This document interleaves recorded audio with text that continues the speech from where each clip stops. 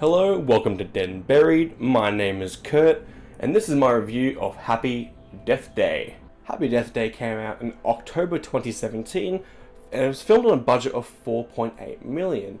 It ended up grossing about, I think, 125 million roughly. So the movie made quite a bit of money.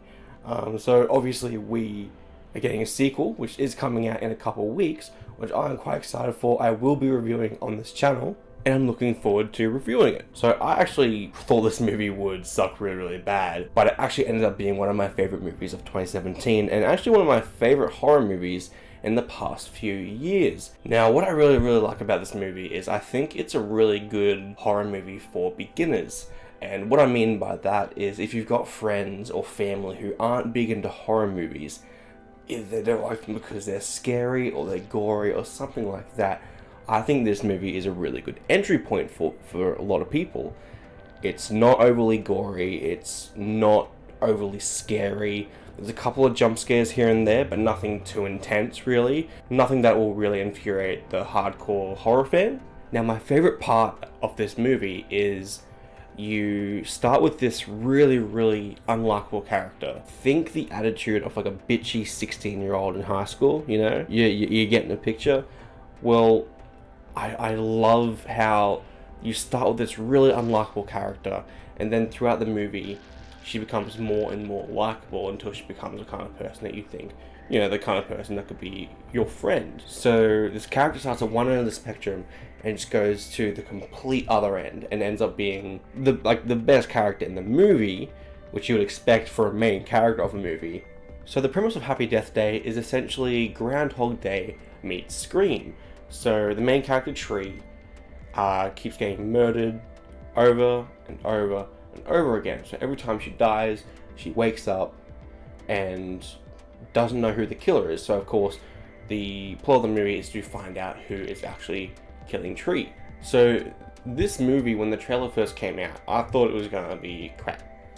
I thought it was going to be cheaply produced horror, created for the masses, and they're going to flock to the movies, and it's going to be a really crappy horror movie.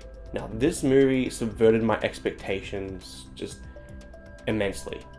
I walked out of the cinema, looked at my friend, who also thought it was going to be crap, mind you, and I just said to him, I'm like, that was a fucking good movie. And he agreed. Like, we both thought this movie was going to suck, and it ended up being one of my favorite movies of 2017, and one of my favorite horror movies of 2017, of course.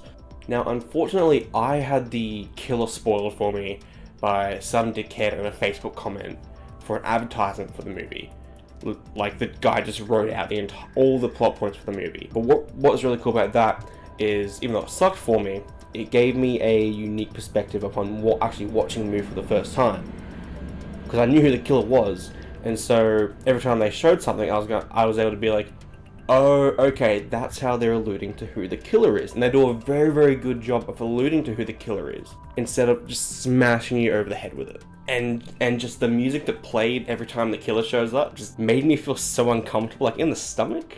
Like, whoever did the sound design for this did a very good job. I think his name might have been Bear McCreary, but I could have gotten that wrong. So you start with an unlikable character, like a really unlikable character, a character who you actually like seeing get killed the first couple times, eventually become a likable character over the span of the movie. But what I really liked is every relationship the main character Tree has in the movie progresses in a very natural state.